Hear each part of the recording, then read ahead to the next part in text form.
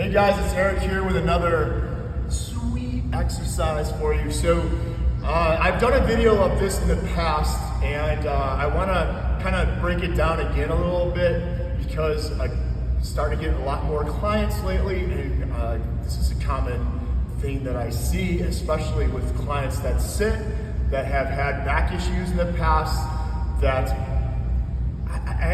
most people, even the ones that don't sit. But if you sit a lot, if you're a student, if you drive trucks, if you do desk work, I guarantee that usually you're probably gonna find yourself in this issue. What's the issue? It's weak glutes. So you have your glute maximus, which is the back glute, which is a leg extension, which is lifting my leg up, right? And then I have my glute medius, which is a abductor. Now, an easy way, so what I do with most of my clients is, it's funny because I will tell them, hey, do you mind if I stick my finger in your ass? And they'll freak out, right? But you can do this with yourself. So if I have one hand on my low back here, I'm gonna take this opposite hand on my butt and then on my hamstring. So kind of where the crease ends, here's my hamstring. I wanna get here. I'm gonna completely relax my leg, and I'm going to just lift my leg up naturally. So you probably can even just see it in me. The glute should fire first. If I feel a ton of movement, and I don't wanna get too in depth with this, but if you feel more movement in the lower back or the hamstring, which is common, the most common one is the hamstring. And if you are suffering from hamstring strains, I guarantee that your hamstring is probably trying to do the lift of your glute. That's the big bad boy. That's the glute maximus. That's supposed to be the main guy that does that leg in extension. And so if you have that issue, you're gonna have to kind of, and what's going on is the glutes shut off and those guys are doing the lifting of it. The low back. The low back is the worst one because that's a small muscle. After my car accident, that's what happened to me when I started learning this. My low back was lifting my leg up for me. There was no tone in my glute whatsoever.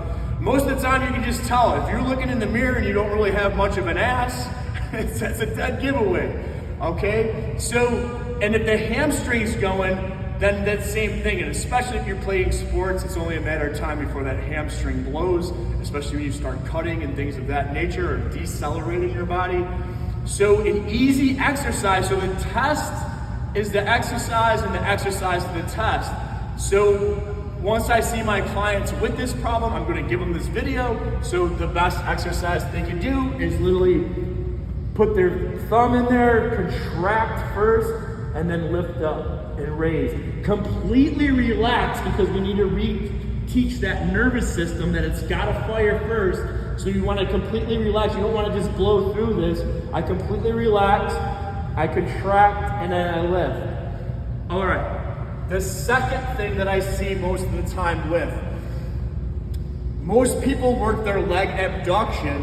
So this part usually of the front part of the glute medius, or this would be the glute minimus and stuff like that, but it's overworked because most people sit already too much, and then they come in the gym and sit on that stinking ass machine where they open up their legs, and if your leg is in flexion, which means my leg's in front of me, my knee is up in front, and I'm pushing out, it's now more of a front part. I don't want to get too much into anatomy for people. It's gonna hit this part and not this part that is weak. So in order to get that, I need my leg behind me. So most people actually, if they're tight in the quads, tight in the hip flexors, a lot of times they can't even get in this position. So what I recommend is that you're gonna have to stretch this first.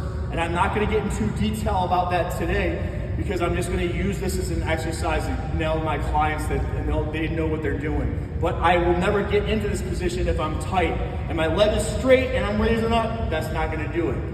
But here's the way that you're gonna test yourself. So, I'm here and I'm gonna bring my leg back slightly.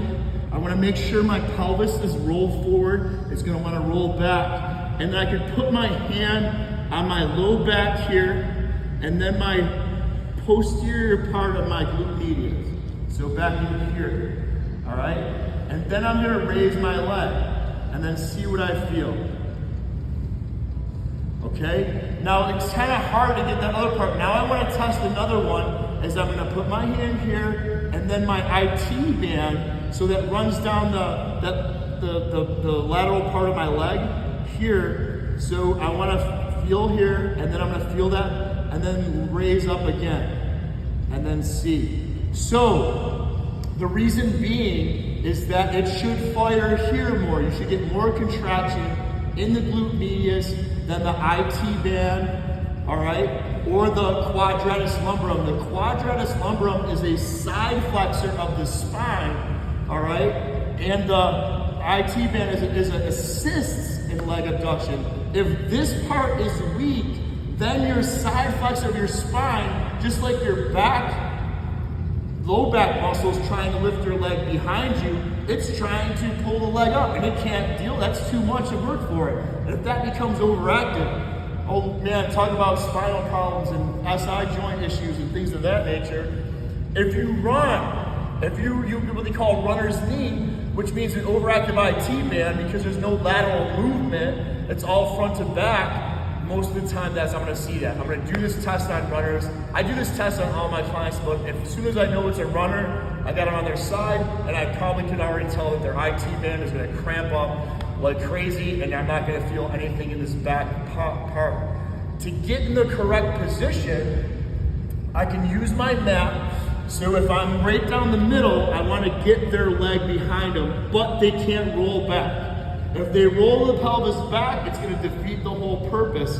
In fact, if anything, I want them to roll it forward and they're going to stick their finger in their ass and they're going to contract it and lift up and back. So a diagonally back movement to hit it. Completely relax, contract diagonally up. I can use a corner with my clients. So if I have a corner, say here, so that way they got their back straight, and I can get the leg back behind them, and then the same thing, contract, lift up, left hip straight back, make sure that the pelvis isn't tilting, and if you do that, you're gonna notice a complete relief. Your IT bands will relax, that low back muscles, that quad lum back will relax, because if those muscles are overactive all the time, you're gonna be in a lot of pain. If you're not, it's going to be coming down the runway, so to speak. And with that being said, namaste.